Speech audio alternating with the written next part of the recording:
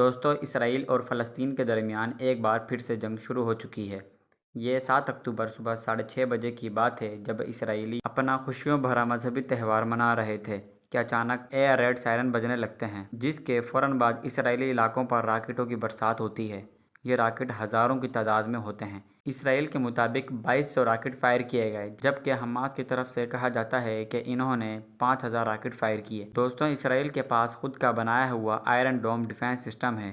یہ دنیا کے بہترین ایئر ڈیفنس سسٹم میں سے ایک ہے۔ جب حماس کی طرف سے یہ راکٹ فائر کیے جاتے ہیں تو یہ سسٹم ان راکٹ کو انٹرسیپٹ کرتا ہے اور ہوا میں ہی تباہ کر دیتا ہے۔ لیکن جب حماس کی طرف سے 5000 راکٹ صرف 20 منٹ میں فائر کیے گئے تو یہ سسٹم فیل ہو گیا اور ہزاروں کی تعداد میں یہ راکٹ اسرائیل میں گرے، جس سے سینکڑوں اسرائیلی مارے گئے۔ حماس کی طرف سے کیے گئے پچھلے حملوں میں سے یہ حملہ سب سے بڑا تھا، کیونکہ حماس نے راکٹوں کے علاوہ سمندر اور زمین سے بھی حملہ کیا۔ اسرائیل کو محفوظ بنانے کے لیے اسرائیلی حکومت نے غزہ کی سرحدوں پر جو بارڈر لگائی ہوئی ہے، حماس نے اسے بلڈوزروں کی مدد سے اکھاڑ پھینکا، جس کے بعد سینکڑوں کی تعداد میں حماس کے جنگجو اسرائیل میں داخل ہوئے۔ کچھ زمین سے موٹر سائیکلوں، گاڑیوں اور کچھ موٹر پاور ہینگ گلائیڈر کے ذریعے اور کچھ کشتیوں کی مدد سے سمندری راستے سے اسرائیل میں داخل ہوئے۔ حماس کے جنگجوؤں نے اسرائیلی فوجی تنصیبات اور ہوائی اڈوں پر حملے کیے، جن میں بہت سے فوجی ہلاک ہوئے اور ان میں سے کچھ فوجی حماس کے مجاہدین گرفتار کر کے غزہ لے گئے۔ اس حملے کے 2.5 گھنٹے بعد اسرائیلی وزیر اعظم اپنی عوام سے خطاب کرتے ہوئے باقاعدہ جنگ کا اعلان کرتے ہیں،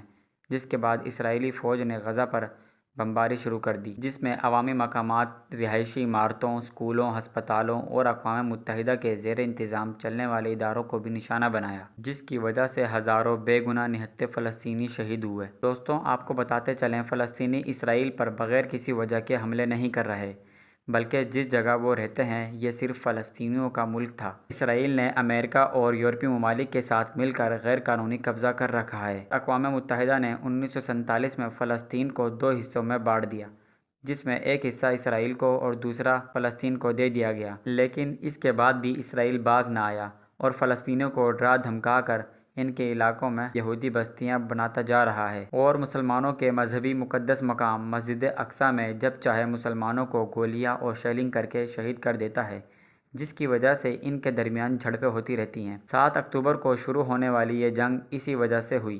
اسرائیل اس جنگ میں زیادہ طاقتور سمجھا جاتا ہے، کیونکہ امریکہ، برطانیہ اور یورپی یونین فلسطین کی مزاحمتی تنظیم حماس کو دہشت گرد تنظیم قرار دیتے ہیں، جبکہ عرب ممالک ترکی، ایران، پاکستان، چائنا اور روس حماس کو دہشت گرد تنظیم قرار نہیں دیتے۔ دوستوں، اسرائیل فلسطین جنگ میں امریکہ نے اسرائیل کی مدد کے لیے ایئر کرافٹ کیریئر بحیرہ روم میں بھیج دیے ہیں، جس کی مدد سے اسرائیل فلسطین میں مزید تباہی مچا رہا ہے۔ اسرائیل فلسطینی شہریوں پر سفید فاسفورس کا استعمال کر رہا ہے، جو ایک انتہائی خطرناک کیمیائی ہتھیار ہے جس کو استعمال کرنا جنگی جرم سمجھا جاتا ہے۔ دوستوں، فلسطین کی طرف سے لڑنے والی تنظیم حماس صرف چھوٹے راکٹوں اور مسلح جنگجوؤں کی مدد سے جنگ لڑ رہے ہیں، جبکہ اسرائیل بھاری ٹینکوں اور جدید ہتھیاروں سے لیس فوج اور جدید طیاروں کی مدد سے فلسطین کے علاقے غزہ پر حملے کر رہا ہے۔ دوستوں، 7 اکتوبر سے شروع ہونے والی اس جنگ میں تقریباً 3500 فلسطینی شہید ہو چکے ہیں، جبکہ 15000 زخمی ہیں۔